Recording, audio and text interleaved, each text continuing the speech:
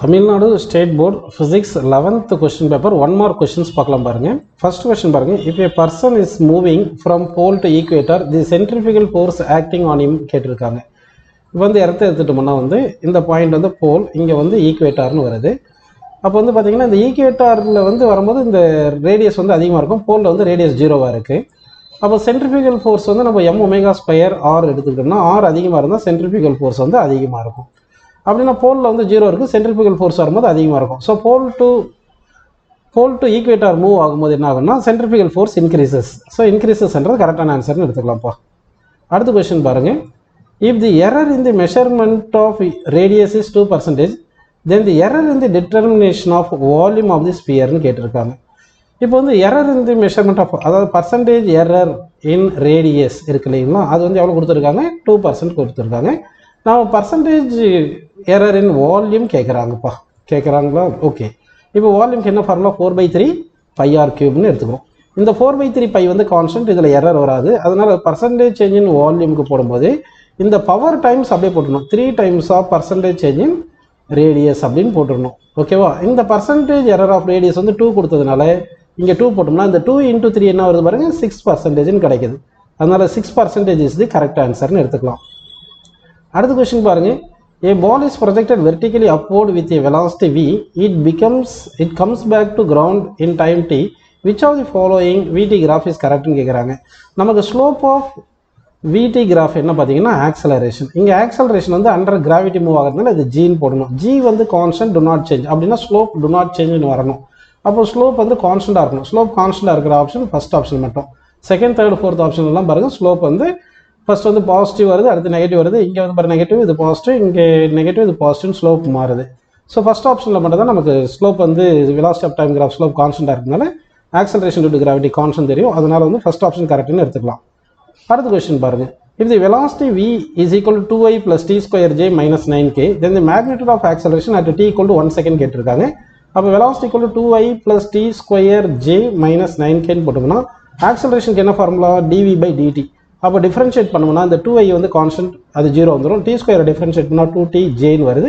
9 வந்து கான்ஸ்டன்ட், அது 0 வந்துடுது. இப்போ tக்கு 1 செகண்ட் சொல்லியிருக்காங்க. அப்போ 2 × 1 போட்டோம்னா இங்கே j வருது, 2j அப்படி வருது. SI யூனிட் ஆஃப் ஆக்சலரேஷன் வந்து m/s². அப்படி வந்து ஆக்சலரேஷன் வந்து 2 m/s²ன்றது கரெக்டான ஆன்சர்ப்பா. அடுத்த கொஸ்டின் பாருங்க. ஏ கப்புள் ப்ரொடியூசர்ஸ் வந்து ரொட்டேஷனல் மோஷன் தான். அப்போ வந்து பியூர் ரொட்டேஷனல் மோஷன் எடுத்துக்கலாம்ப்பா. நெக்ஸ்ட் கொஸ்டின் பாருங்க. An air column in a pipe which is closed at one end will be in the resonance with the vibrating body of frequency 83 Hz. Then the length of the air column கேட்டிருக்காங்க. இப்போ வந்து இது closed பைப்புக்கு வந்து என்ன formula பார்த்தீங்கன்னா frequency is equal to v/4l தெரியும். நமக்கு length தானே கேட்டிருக்காங்க. அப்போ l இஸ் ஈக்குவல் என்ன வந்துடும், v/4fன்னு வந்துடுது. இப்போ v வந்து 330ன்னு அப்ராக்சிமேட்டாக எடுத்துகிட்டு போனால் 4 × ஃப்ரீக்வன்சி எவ்வளோ கொடுத்துருக்காங்க, 83. ஸோ இப்போ 330 டிவைட் பை 4 × 83 என்ன வருது, கிட்டத்தட்ட 332 வரும். இது கேன்சல் பண்ணால் நியர்லி 1ன்னு வருது இல்லையா. So that 1 metre is the correct ஆன்சர்னு எடுத்துக்கலாம்ப்பா. அடுத்த கொஸ்டின் பாருங்க. 2 bodies A and B whose masses are in the ratio 1:2 are suspended from 2 separate massless spring force constant K and KB respectively.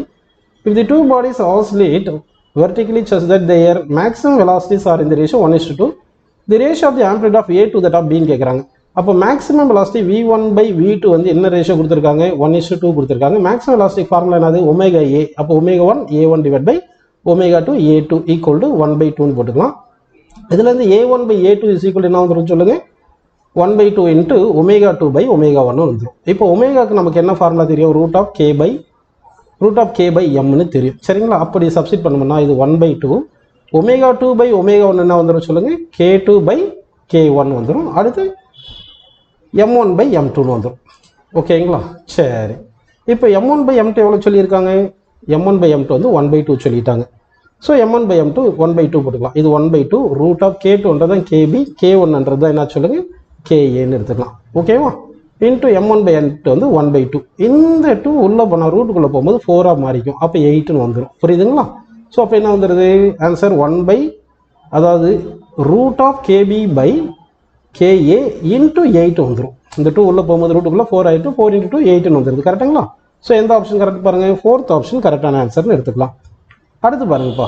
if the mass of the earth and the sun suddenly doubled, gravitational force between them என்றாங்க.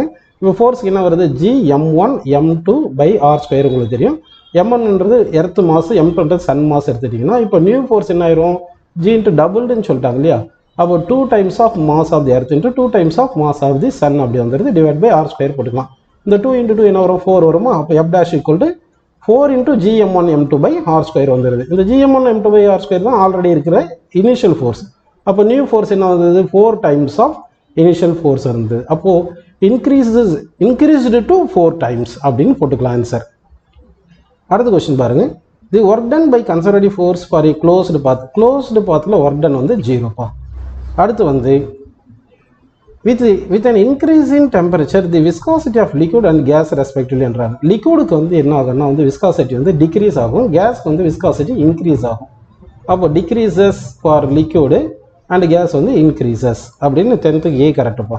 அடுத்து பாருங்க, which of the following gas will have least RMS speed at a given டெம்பரேச்சர்ன்றாங்க. RMS ஸ்பீடுக்கு என்ன formula பார்த்தீங்கன்னா √3RT by molecular mass, அதாவது molar mass தெரியும். இப்போ வந்து நம்ம என்ன பண்ணலாம்னா மோலார் மாஸ் தான் டிஃப்ரெண்ட் கேஸுக்கு டிஃப்ரெண்ட்டாக இருக்குது. அப்போ எந்த கேஸுக்கு மோலார் மாஸ் அதிகமாக இருக்குமோ அதுக்கு தான் வெலாசிட்டி வந்து கம்மியாக இருக்கும். ஸோ இருக்கிறதுலே கார்பன் டை ஆக்சைடுக்கு தான் மோலார் மாஸ் அதிகமாக இருக்கும், அதனால ஆர்எம்எஸ் வெலாசிட்டி கம்மியாக இருக்கும். ஸோ தட் 11th வந்து ஆப்ஷன் சி கரெக்டுன்னு எடுத்துக்கலாம். அடுத்து பாருங்கள், a transverse wave moves from a medium A to medium B. In medium A the velocity of the transverse wave is 500 m/s and wavelength 5 meter. The frequency and wavelength of the wave in medium B, its velocity 600 m/s, அதாவது மீடியமில் சொல்லியிருக்காங்க அப்படின்னு கேட்டிருக்காங்க. அப்படின்னா first வந்து velocity equal to frequency into wavelength தெரியும் உங்களுக்கு. Frequency equal to velocity by wavelength எடுத்துக்கலாம். வெலாசிட்டி எவ்வளோ கொடுத்துருக்காங்க, மீடியம் ஏல 500 கொடுத்துருக்காங்க. வேவ்லென்த் எவ்வளோ கொடுத்துருக்காங்க, 5 கொடுத்துருக்காங்க. அப்போ 500 by என்ன, 500 by 5 என்னது 100 ஹெர்ட்ஸ்னு வருது. ஸோ ஃப்ரீக்வன்சி வந்து 100 ஹெர்ட்ஸ்னு கிடச்சிருப்பா.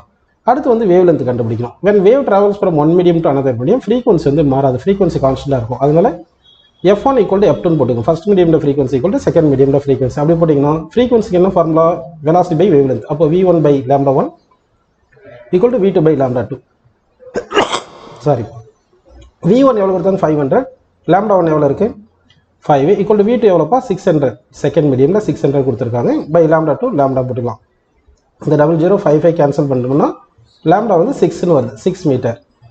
அப்போது ஃப்ரீக்வன்சி வந்து 100 ஹெர்ட்ஸு, வேவ்லென்த் வந்து 6 மீட்டர்ன்றது கரெக்டான ஆன்சர்ப்பா.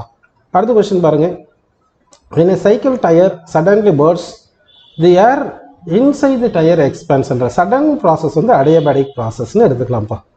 அடுத்து பாருங்கள், two resistance R1 and R2 are connected in series. What is their equivalent resistance கேட்குறாங்க. ஈக்குவலண்ட் ரெசிஸ்டன்ஸ் இன் சீரிஸ் வந்து R1 + R2ன்னு வரும். ஸோ R1 100 கொடுத்தாங்க, R2 வந்து 150 கொடுத்ததுனால டோட்டல் 250 வருது. எரர் இன் சீரிஸ்க்கு என்ன வரும் பார்த்தீங்கன்னா sum of error in individual resistance additional அப்படி வரும். ஃபர்ஸ்ட் கேஸில் எரர் வந்து 3 வருது, செகண்ட் கேஸில் 2ன்னு வருது. ஸோ 3 + 2 5ன்னு வருதுப்பா.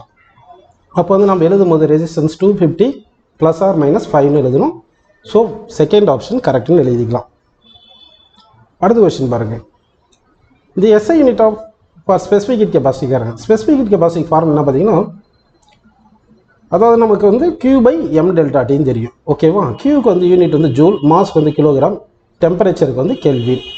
அப்போது joule per kilogram per kelvin, இதுதான் கரெக்டான ஆன்சர். அப்படின்னா ஃபர்ஸ்ட் ஆப்ஷன் கரெக்டுன்னு எடுத்துக்கலாம்ப்பா.